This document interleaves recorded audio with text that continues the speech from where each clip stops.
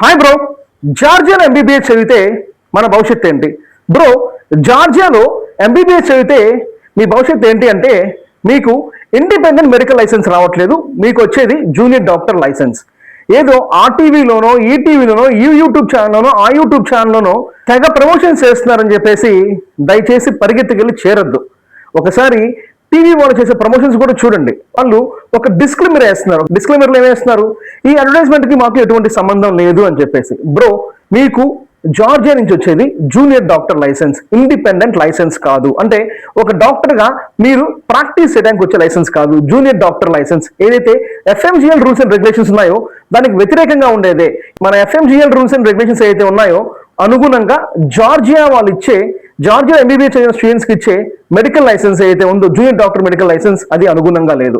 దానివల్ల మీరు భవిష్యత్తులో ఇబ్బంది పడతారు. బ్రో, మనకు కావాల్సింది ఇండిపెండెంట్ డాక్టర్ లైసెన్స్. అయితే జార్జియా సిటిజన్స్ కి, వాళ్ళ కంట్రీ స్టూడెంట్స్ కి ఏదైతే లైసెన్స్, ఎడ్పార్ లైసెన్స్ అంటారు, ఏదైతే లైసెన్స్ ఇస్తారో సేమ్ లైసెన్స్ మన ఇండియన్ స్టూడెంట్స్ కూడా ఇవ్వాలి.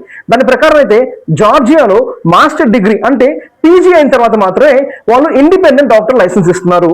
మన ఎంబీబీఎస్ స్టూడెంట్స్ కి వాళ్ళు ఇచ్చే జూనియర్ డాక్టర్ లైసెన్స్, ఆ జూనియర్ డాక్టర్ లైసెన్స్ తో మన ఇండియాకి తిరిగి వస్తే మన భవిష్యత్ అంధకారంలోకి మనం నెట్టుకున్నట్లే. Thanks for watching my video. నేను మీ సందీప్ కొనిలా, సైనింగ్ ఆఫ్.